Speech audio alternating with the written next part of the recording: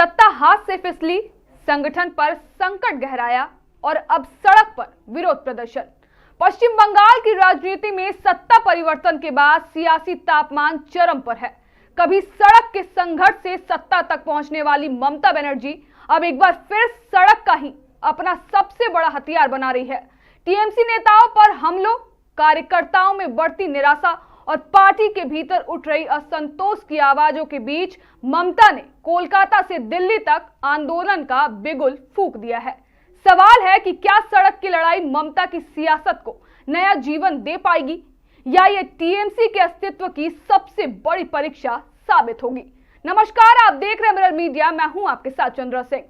कभी सिंगूर और नंदीग्राम से सत्ता का रास्ता बनाने वाली ममता बनर्जी एक बार फिर आंदोलन की राजनीति की ओर लौट रही हैं, लेकिन इस बार लड़ाई सत्ता हासिल करने की नहीं बल्कि अपनी राजनीतिक जमीन और पार्टी के वजूद को बचाने की बताई जा रही है।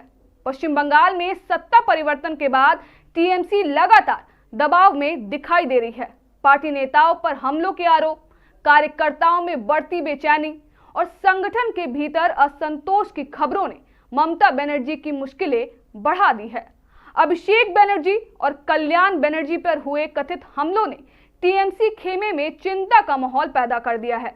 ममता बनर्जी का आरोप है कि चुनाव के बाद टीएमसी के पार्टी कार्यालयों को निशाना बनाया गया, कार्यकर्ताओं को गिरफ्तार किया गया और पार्टी नेताओं को डराने धमकाने की कोशिश भी की गई। इन आरोपों के बीच ममता ने सड़क पर उतरकर विरोध दर्ज कराने का फैसला किया है। कोलकाता के रानी रसमोनी रोड पर धरने के लिए आवेदन दिया गया, लेकिन प्रशासन से अनुमति नहीं मिली। इसके बावजूद ममता अपने फैसले पर कायम है। उन्होंने साफ संकेत दिया है कि अगर कोलकाता में रास्ता रोका गया तो दिल्ली की सड़कों पर संघर्ष का नया अध्याय शुरू होगा। वहीं सवाल सिर्फ एक धरने का नहीं है, सवाल यह है कि क्या सड़क पर उतरकर ममता बनर्जी अपने कार्यकर्ताओं का मनोबल बढ़ा पाएंगी?